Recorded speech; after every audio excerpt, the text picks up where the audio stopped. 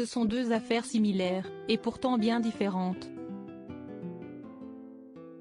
Dans une interview à Femme Actuelle, l'avocat de Cédric Jubilard s'insurge que les gendarmes en charge de l'affaire aient pu collaborer avec les enquêteurs de l'affaire Jonathan Daval. Difficile de connaître l'affaire Jubilard sans penser à un dossier similaire, l'affaire Daval. Pendant des mois, le mari d'Alexia Fouillot a participé aux battues organisées pour retrouver son épouse, alors qu'il l'avait tuée avant d'essayer de faire disparaître son corps. Aujourd'hui, la justice pense avoir affaire au même cas avec Cédric Jubilard, actuellement mis en examen pour homicide par conjoint dans l'affaire de la disparition de Delphine Ossagel, son épouse avec qui il était en instance de divorce. Dans une interview à Femme Actuelle parue le 1er septembre 2021, Mehalari, l'un des trois avocats pénalistes de Cédric Jubilard, s'insurge qu'une telle comparaison a pu être faite par les enquêteurs. En effet, les gendarmes ont collaboré avec les enquêteurs en charge de l'affaire Daval. Si est ahurissant. Les gendarmes chargés de l'enquête se sont rapprochés de la section de recherche de Grenoble pour savoir comment ils avaient fait pour obtenir les aveux de Jonathan Daval en novembre 2020. On en est là. La justice est en train de chercher un nouveau Daval, si est aussi simple que ça, s'irrite le pénaliste.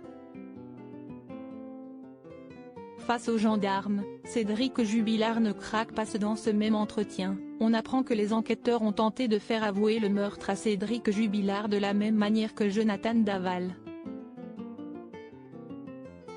Choyé, nourri, logé par ses beaux-parents, il leur faisait face lors d'une garde à vue au cours de laquelle il a avoué son crime. Comme la maman d'Alexia Fouillot le confiait, si est en évoquant leur chapitre que son beau-fils a craqué. Voyant que la pression psychologique ne fonctionnait pas, ils ont employé la manière forte, garde à vue avec maman et beau-papa jusqu'à 3 heures du matin.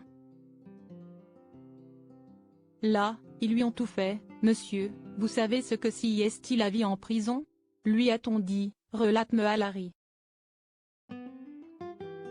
L'avocat explique que les enquêteurs ont montré des photos de ses enfants à Cédric Jubilard durant cette garde à vue. Le patron de la section de recherche est venu dans la nuit pour lui dire « Monsieur Jubilard, il faut être un homme maintenant. Si est le moment de prendre vos responsabilités, faites-le pour vos enfants. Vous avez pété les plombs, vous l'avez frappé mais on peut comprendre, ça peut arriver. » Une cellule de psychocomportementaliste a même été mobilisée pour analyser ses faits et gestes. Mais il n'a pas changé de discours. Il a seulement répété « Je vous jure que je n'ai rien fait », poursuit-il.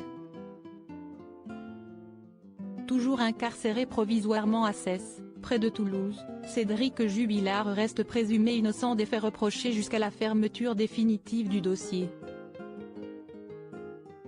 Le jeudi 2 septembre 2021, la justice a rejeté pour la deuxième fois une demande de remise en liberté de Cédric Jubilard.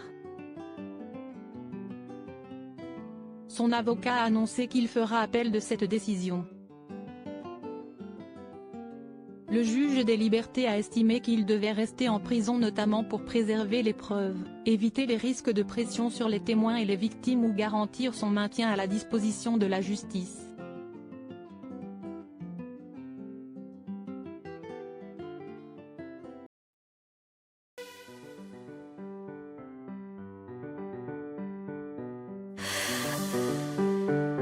나